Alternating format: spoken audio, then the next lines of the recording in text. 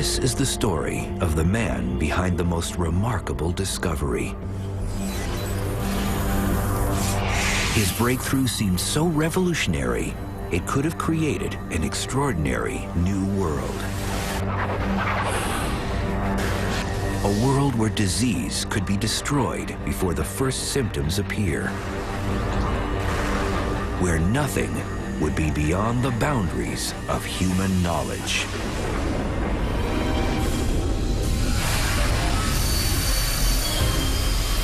But others thought it could also be a world where the darkest evil could be unleashed.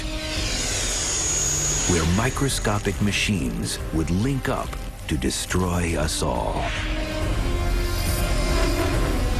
It could solve all of our technology problems and give us a techno-utopia, or it could wipe us out and cause complete extinction.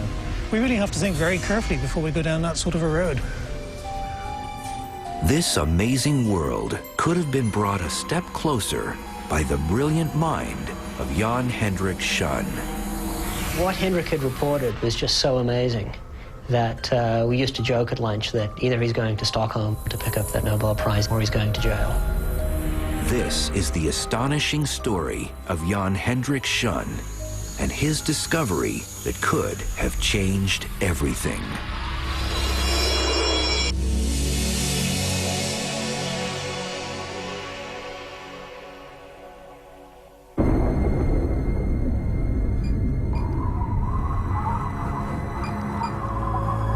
Our day of reckoning has come and gone.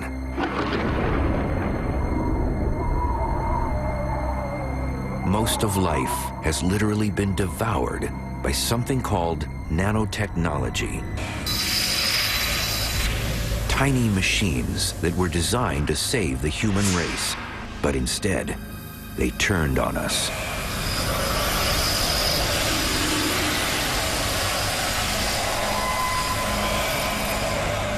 Human life has been wiped out by the nanobot.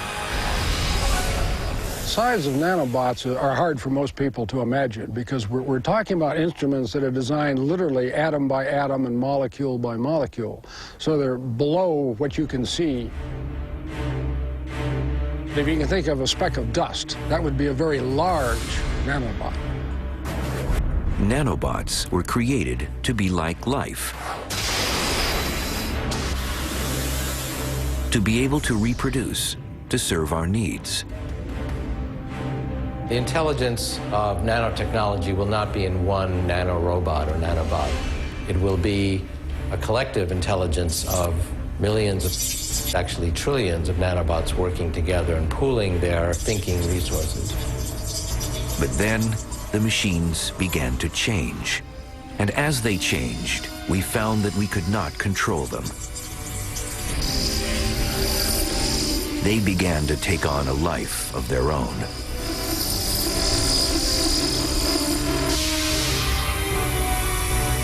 And if that gets out of control, we would have essentially a non-biological cancer that could just eat up, the natural world. That's the so-called gray goo problem. This creeping gray goo stripped bare all life, devouring it to create more nanobots.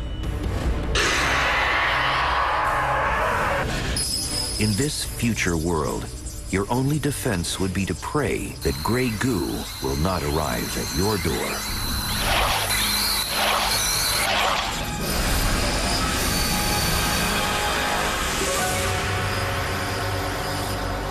And while to most it may seem that this world of gray goo is nothing more than science fiction, it all seemed to take a step closer thanks to a discovery by a brilliant young physicist. His name was Jan Hendrik Schön.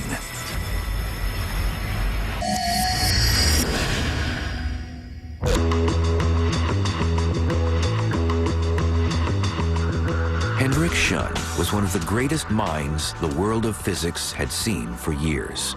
Was he like David Beckham in soccer? Yes.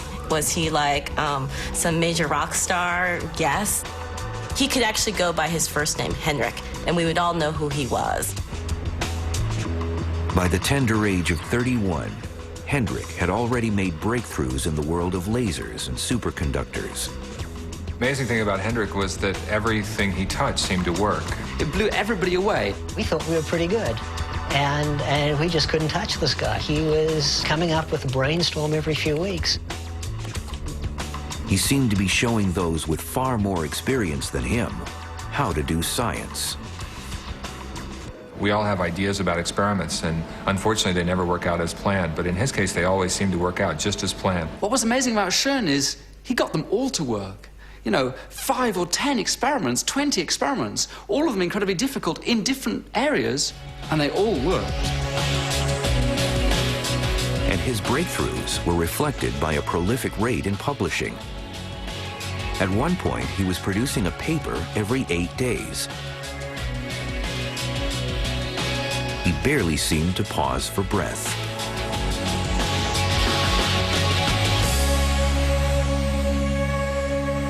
This was the new level of science that you had to match yourself up against, and everybody knew they couldn't meet that. It was like competing against a god, really. And in December 2000, this scientific god accepted a permanent position at one of the world's greatest research facilities, Bell Laboratories here in the US.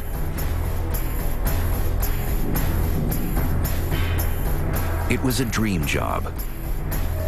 Bell Labs has a reputation for producing Nobel Prize winners. 11 have won the prize since its founding in 1925. He would now be given the resources to do truly amazing work.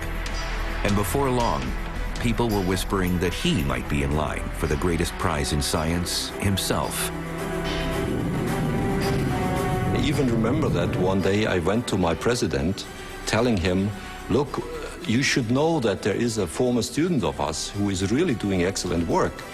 Because, you know, I'm joking a little bit, but anyway, in case he wins the Nobel Prize, I told to my president, you should know before and not reading it in the newspaper. A mere 2 years after graduating, he was already a legend.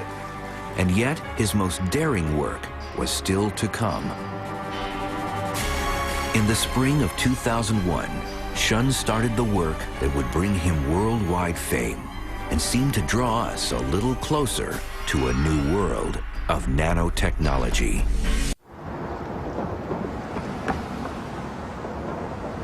Hendrik Schoen had set about trying to solve what some see as the greatest scientific threat to global wealth, the breakdown of Moore's Law. The end of Moore's Law is perhaps the single greatest economic threat to modern society. And unless we deal with it, we could be facing economic ruin. Moore's Law relates to the one thing that has powered our progress and defined our age. And this is it. This is the silicon chip.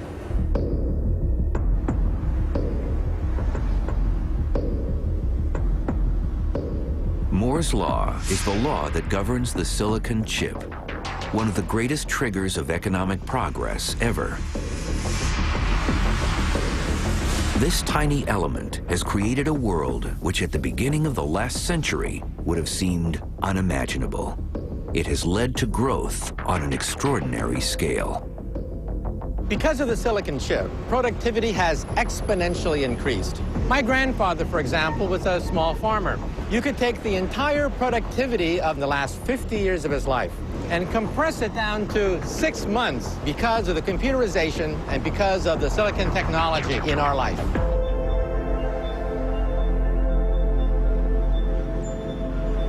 As silicon chips become more and more powerful, they inject fresh energy into our economy. But some believe that Moore's Law hints that this growth will soon begin to decline. And if it does, we will face stagnation and depression. At the root of the crisis is the heart of the silicon chip itself, the millions of tiny elements that actually control your computer. The transistors. Because the more transistors you have on your chip, the more powerful it is. Moore's law states that computer power doubles every 18 months. This means that at Christmas, for example, we more or less expect our computers to be almost twice as powerful as they were in the previous Christmas. Computer power has doubled every 18 months for nearly 40 years. It has led to unprecedented economic growth.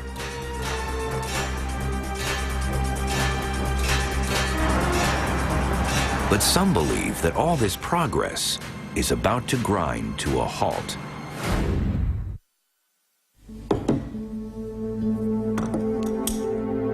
The problem relates to nothing less than the fundamentals of physics.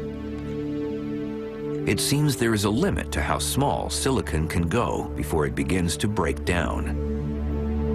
So this is a copper wire which acts like a pipeline for electrons. Electrons travel through it, and it's just like a piece of silicon. And just like a silicon transistor, we can actually turn it on, in which case the light bulb lights, or turn it off, and turn it on, and turn it off. And it works perfectly.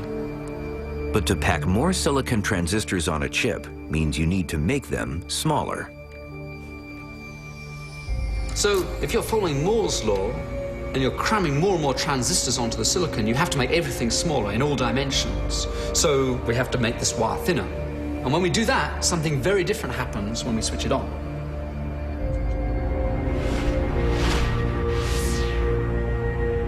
Just like this wire, when silicon transistors shrink down to a certain size, they will just fizzle out and die. What worries many people is that when you make a silicon transistor this small, the very smallest possible, it just doesn't work like this. The implications of this one small fact are immense.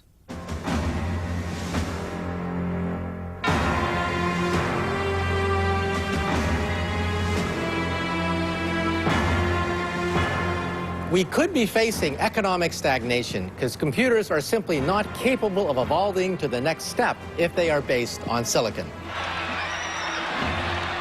As power levels off, the wealth of nations, the productivity of workers, the prosperity of societies could be endangered because of the stagnation of computer power. A whole engine of our economic growth could stall. No more growth means no more profits. We could be plunged into a depression. This is the fear implied by Moore's law.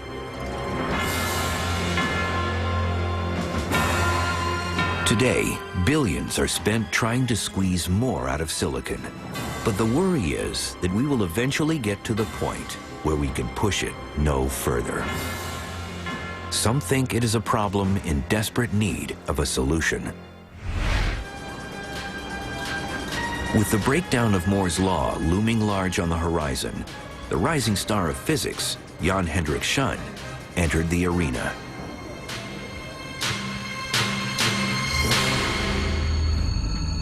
Schön believed that the answer might not lie with silicon, but rather something totally different.